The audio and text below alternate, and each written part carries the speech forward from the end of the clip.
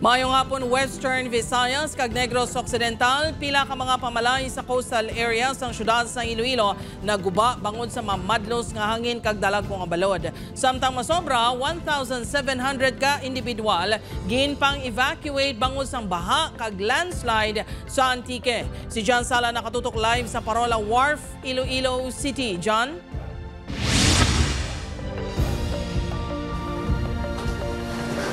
Jared, padayon nga naka-alerto ang Office of the Civil Defense 6 kaupod ang mga local DRRMO sa Bugos ka Western Visayas sa padayon nga epekto sang malain nga tiyempo. Naabtan sa news team si Nanay Salvacion yung nagkakayo sang ilang balay diri sa Barangay Ortiz, Iloilo City. Naguba ang parte sang balay sini bangod sa mamadlos nga hangin. Mo lang yung pakayo ko kay nagtiyap tong senyo sa babaw. Si Tatay Narciso nagabantay sa posible mga dalagko nga kahoy nga maanod sa ilang lugar. Delikado ini bangod posible nga magbunggo sa haligi sang mga balay. Medyo ka panilag naman lang subong kami kay tungod sang panyo bulo-balod sa amon. Madtos sa kinabi ang hangin. May plano pa kuntani nga magpalabod si Tatay Ala na gud mamunip. Apang bangod sa mabasko nga hampak sang balod, wala na ini nagpasimpalad. Delikado sa amon baruto. Tapos kung gusto namon mamunet, dire na lang kami sa kilid.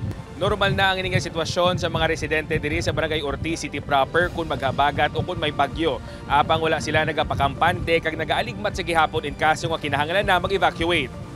Diri sa Barangay San Juan Molo, naka-alerto man ang mga barangay tanod sa baybay agud mamonitor ang sitwasyon.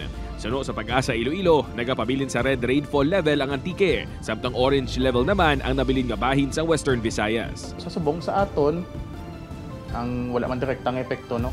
Ang ini nga bagyo diri sa aton sa Western Visayas kay medyo taas-taas naman ang bagyo eh. Ang southwest monsoon na gid ang aton nga balantayan, no? Muna siyang magadala sang mga pag-ulan diri sa aton sa Western Visayas. Hugot naman ang monitoring sang Office of the Civil Defense 6 sa Bugos ka Western Visayas. Ang aton nga mga local DRIMOs naka-standby man no, ongoing monitoring. In fact, we have established virtual EOC, nakalink kita sa aton nga mga local DRIMOs for any updates. Sa datos sa DSWD6, 188 ka mga barangay halin sa 30 ka mga LGU ang apektado sang malain nga tiyempo. 8,921 ka mga pamilyang apektado o kung 31,251 ka mga individual. 7 ka mga pamalayang totally damaged samtang 107 naman ang partially damaged. Sa probinsya sa Antique amat-amat nagit panghawanan ng mga dalanon nga hindi maagyan sang salakyan kahapon. Ang baha sa coastal areas matapos nagluntad ang mamunog na ulan, amat-amat naman nga nag-subside. Suno sa PDRRMO, naglabot sa 543 ka mga pamilyang ginabugusan sa 1,767 ka mga individual ang pang evacuate. Ang mga ini ang lunsay nag-aistar sa mga lugar nga may baha kag landslide. 13 naman sa 18 ka mga banwa ang apektado. Para na sila sa pag-inakop do pa ato local government units. Probably medyo madugayan man yung pag-repair sa ilang mga balay nila. Samtang padayon pa ginapangita sa Day Alan Zona kag Leonardo Alobog, lunsay 30 anyos matapos ginpahayag nga ginaanod sa suba sa Barangay Bakalan, Sebastian Antique. Napanawagan gali ako kung sino makakita kag kung may tao nga nagalutaw-lutaw kaya nga akan bugto na anod, missing. Asa kaya ginapangita pa damon. Pinapangita pa natin dyan, no? Kag nag-advise na kita sa ating mga local government units sa coastal area nga basi nga may makita sa mga katawan ipamahalang ganda sa ating operation center kay basi ako dyan ang mga naduga no, sa Chibaste.